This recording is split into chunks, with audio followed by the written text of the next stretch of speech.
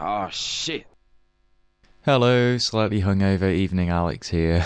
I've just woke up from a shitty nap. I think this video will be called something like I want to be exceptional. I don't know if this is a wholesome impulse or not. I don't know if maybe it's just me like being a Leo, or maybe some like golden child syndrome that I picked up as a kid, being the oldest child or something. But it just really bugs me that I'm not particularly good at anything and I want to be. I think I care more than the average person, definitely more than most people I know, about art. Like, I'm really passionate about music that I love and certain authors. I've mentioned David Foster Wallace in like every fucking video I've made, and I hugely look up to and respect people like Kendrick Lamar, Fiona Apple, D'Angelo, Conan O'Brien, David Foster Wallace, Will Toledo from Car Seat Headrest, Ben Howard. I just have all these like kind of artistic role models, or just people who I'm like, shit, they're living right. Like, I want to be like that. I went to a gig yesterday with my dad. It's like a local gig with 4 bands, and it was really cool. It was like they were local bands, and I wanted to be on the stage. I want to be like the headliner who's really good. And I want to be like a Ben Howard type, or like a, not Kendrick Lamar, because he's just a true genius, generational talent. I don't think you can emulate him. But yeah, someone who is just really good at making art and like expressing themselves and just making beautiful music and writing. And yeah, I was just in the crowd like, man, I'm just like, I don't want to be a nobody in the crowd, you know? I don't just want to be this random ass dude. Yeah. It's just not the life for me. And I've done like 10 years of, you know, going to uni and then getting a master's and having jobs and stuff. And it just has always felt like something big is missing. And I think it is like, it's a creative outlet, but it's also just like, yeah, being genuinely really good at something. And I think art is the thing. And it's kind of a stressful path to start walking, because it's like, I'm 28, and anyone who got famous from this stuff, like Phoebe Bridgers or Ben Howard, Imogen Heap, just anyone, like they started as teenagers or maybe even kids. Like Fiona Apple, I think, started writing at like 9, and people learn the piano really early and shit. And it's like, well, I've never had the desire, like as a kid or a teenager, to write songs. So now I'm 28 and I'm like, oh, I think this is a big missing part of my life, and I want to be creative and I want to be really good at making stuff. So let's begin. But it's like, but is the fact that it's never been like a genuine desire until now, is that just a sign that maybe I was just born to be mid? But I don't want to be.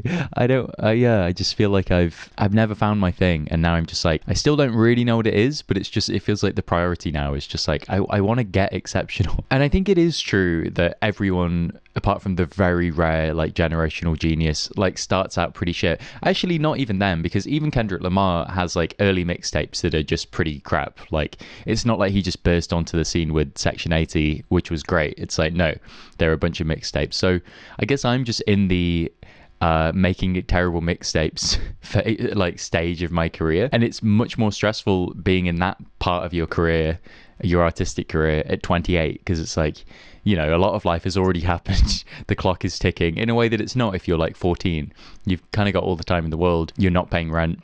You just have loads of free time. So yeah, there's a big voice in my head that's like, maybe it's just not for me, maybe I'm just destined to be mid. And then there's a huge voice that's just like, no, you like, surely if I just put the work in and iterate. Like, I did my make 23 songs in 23 days challenges, and I did improve a fair amount, and now I'm plateauing because I've stopped for the time being. So it's like, ooh, maybe I'll just do another one of those challenges.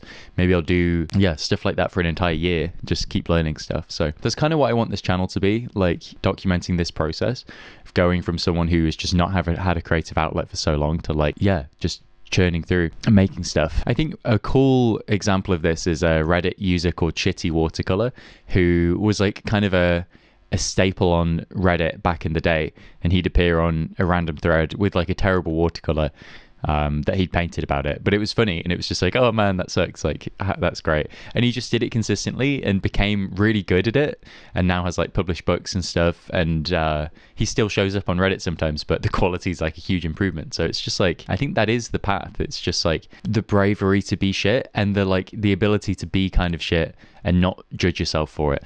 It's because I think, you know, do some people just have this like creative spark that I don't have, or did they just like have the patience and the kind of willpower to keep going through the initial kind of shitty, oh fuck off, fuck off. I think that's it. I think, you know, Kendrick Lamar kind of wasn't that great for a while, and Tyler the Creator has like grown a huge amount, and Car Seat Headrest, Ben Howard has changed a lot. Like, people do just improve Fiona Apple released her best album, Fetch the Bolt Cutters. That was her last album. LCD Sound System is actually a really great example of this, because there's an interview of James Murphy talking about how he just like was a failure until he was like 31 or 32. So it is a thing. People do this. Like, you don't have to be a prodigy as a teenager. So that's the thing. I think I want to enter my shitty watercolor phase of like being publicly kind of crap, but at least I'm like showing up and putting the time in and learning. So surely you can't go wrong. Because yeah, I mean, yeah, even with people who are great, like LCD Sound System, their first album is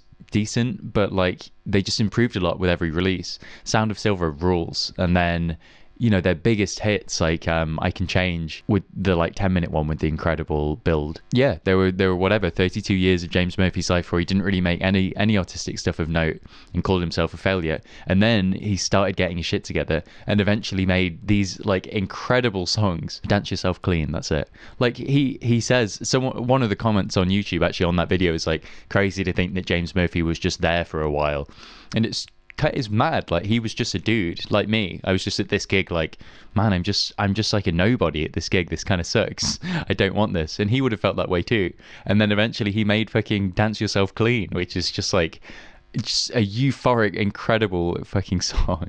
And there's still part of me that's like, yeah, he says that he was just like a loser for 32 years, but he was a multi-instrumentalist and he was in bands as a teenager and stuff. So he's probably at 28 had a lot more skills than me, but like I can learn shit, you know. I can like buy instruments and just practice and do Ableton and stuff. So yeah, I think I can make it.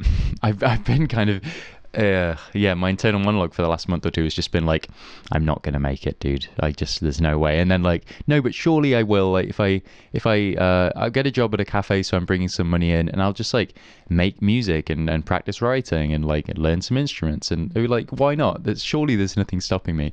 And then I'm like, but maybe there is. Maybe I'm missing some artistic spark, and this just back and forth. And I think it's just, you know, fuck around and find out. Basically, is the thing. It's just, I'm going to give it a go. And I think that's probably the true ultimate skill that you need, is just the ability to be bad and like persist anyway. I think it's very common, probably just it's that Ira Glass thing of like, when you start, you have this like refined artistic taste, like, you know what's really good, and then whatever you generate is going to be nowhere near that, because of course you're a beginner, and it's really dispiriting when it really shouldn't be. If you had like a healthy kind of inner talk, then you could just be like, of course this is bad, like, I'm brand new. But it's very easy just to be like, oh fuck, I suck at this, like, this is embarrassing, I can't do it, and then you just quit, and then like, yeah, you just, years go by and you didn't improve. So that feels like the skill to master. It's just like self-compassion and just like, yeah, I know this isn't that great, but like, good for me for making stuff.